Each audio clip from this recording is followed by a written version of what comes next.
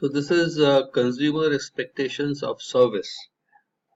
Let's see how this has been shown by the masters Valerie, Leonard, and Parshuraman. Parshuraman incidentally happens to be from IIT Madras. Okay, so this is what the framework is inside the consumer's uh, thought process inside his mind.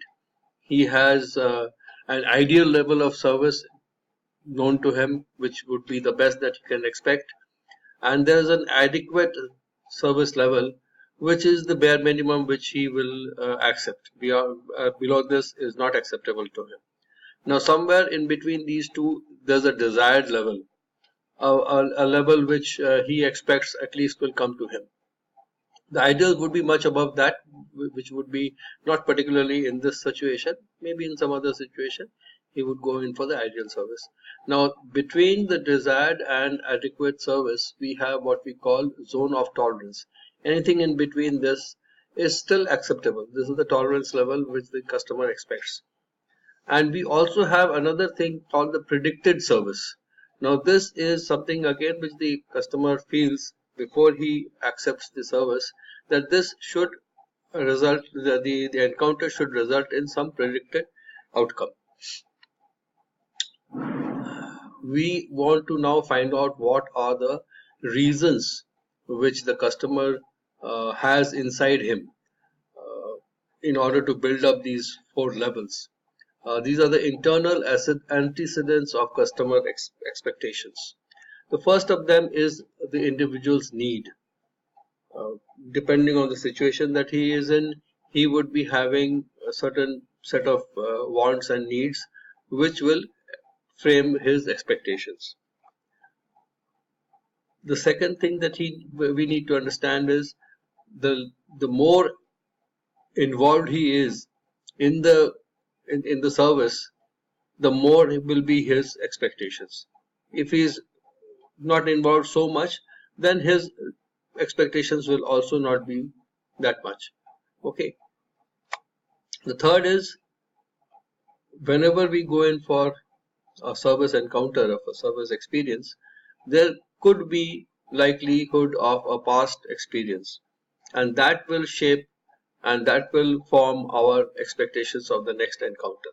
So these three, and service philosophy in general, what the customer has in mind, has thought of as the service should be, what is his understanding of what a service should be.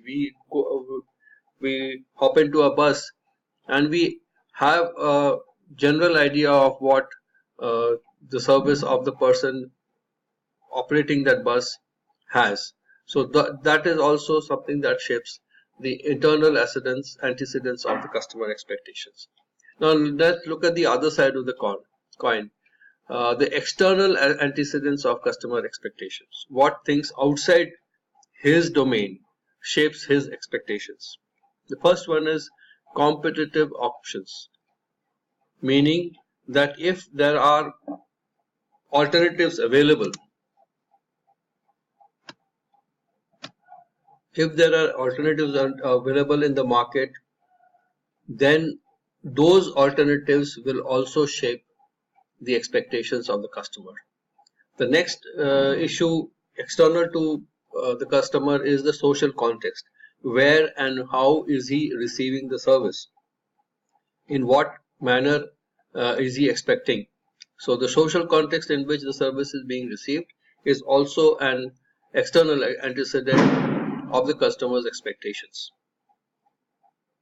The third thing which occurs very easily and very frequently with the customer is the immediate communication which the person receives from somebody either known or maybe unknown, but somebody close by who is making some effort to transmit some information to the customer. So if it is a heard thing, then certainly person gets diverted into that communication or that piece of information, and this again shapes the expectations of the customer. Let's see a little more detail of what word of mouth communication is. it is certainly very strong because it is live, it is interactive, it is something which is most of the time very recent. So those things make a difference to the customer.